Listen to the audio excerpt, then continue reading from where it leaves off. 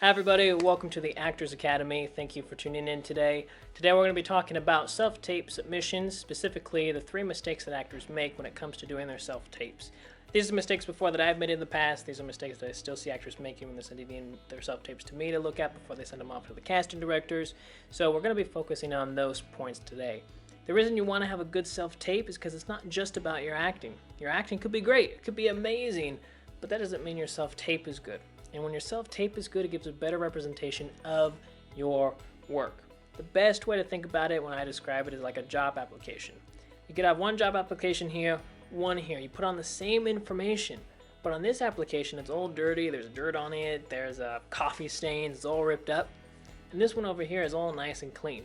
Well, this one is going to be a much better representation of you and your work, and they're going to be able to focus more on the actual information you put on rather than this dirty one here that has coffee stains and it's all ripped up. It's the same when it comes to our self-tapes. So our goal is to give the best self-tape possible to give us a better potential chance at booking those parts. Again, there's never any guarantee for any of this stuff, but it does help when we can turn in a better piece of work to the casting directors. So point number 1 for the mistake that what actors are making a lot of is the reader, the person behind the camera. As actors, we tend to focus on who's in front of the camera, which is important, especially when it comes to self-tapes. We are that center of attention when the casting director or directors are viewing those tapes. But your reader is also very important, and the distance that they are away from the camera is the most important element to it. You could be way too close to the camera, or you could be way too far away from the camera. The best thing to do is to test it out and find that range. When you're too close, the reader tends to be too loud. If your reader is right next to the camera, their voice tends to be louder than your voice. Or if they're too far away from the camera, well then all of a sudden we can barely hear their voice. The best thing you can do is set up your situation as if you were going to go and do your self-tape auditions. You set up your camera, if you have an external microphone, you set that all up, and then you start pretending that you're the reader, and you go in the reader's position, and you start stepping back from the camera. You have to find that distance, which is the proper distance away, where you're not too loud and you're not too soft. And when you find that stage, when you find that distance, we call it the Goldilocks distance, that middle stage, then you find the right place. So anytime you have to do your self-tape auditions, you can put your reader into the proper zone. So they're never too close and they're never too far away, and it never distracts the casting director when they're viewing your tapes. Because remember, they are wanting to see you and they want to see the story that's being told, but they also have to be able to focus on you. If your reader's too loud or they're too soft, it's hard to focus on you and your work and the story that you're telling through with that reader. Point number 2 is going to come down to framing. Framing is very important for the actor, and I see too many actors doing self-tape auditions where they're way too far away from the camera. The general rule when you're doing a self-tape audition is you want to be right about here, and you want to be right about here at the bottom, top of the screen here, bottom of the screen here.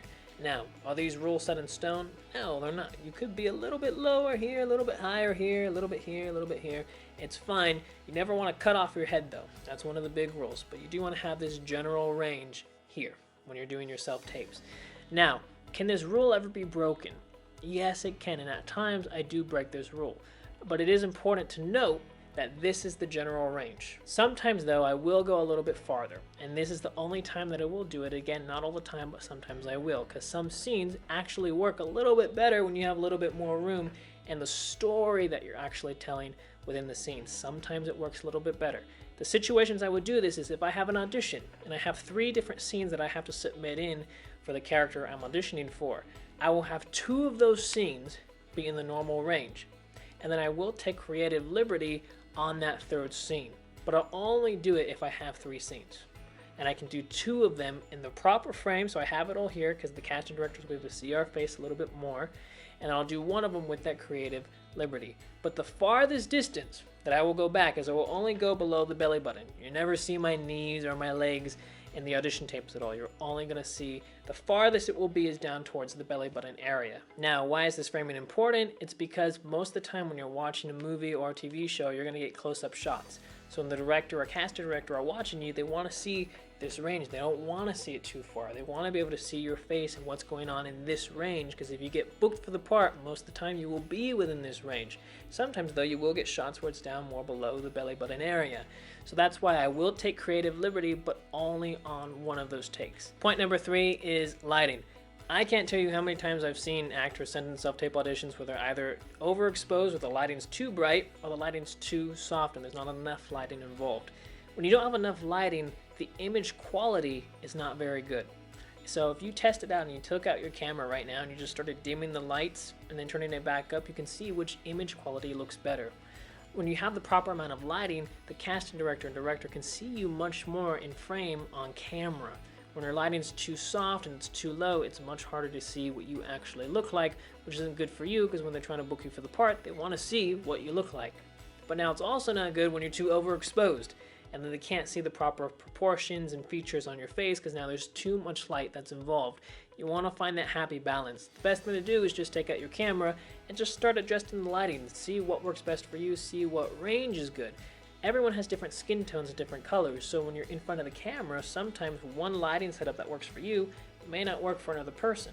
So you have to find the setup that works for you. So I hope these points all make sense to you guys. When it comes to doing your self-tape auditions, it's really important to figure out, okay, what is it that's not working, so you can get rid of those points and focus more on what is working.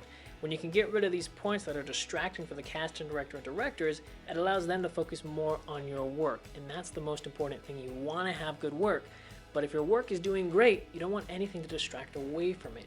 And doing these other three things, having the reader either too close or too far away, your framing's off, or the lighting's not any good, well, that can really affect how the casting director and director are viewing your work. So I hope you guys like this video. Make sure you guys subscribe to the channel so you stay up to date with everything. Give this video a thumbs up if it helped you guys. Also, be leaving the 10-hour acting masterclass down in the description below, and also in the comment section if you guys are interested in that. It takes about 2 minutes or so to sign up, as well as the 10 acting resume templates. Alrighty, see you guys next time. Bye guys.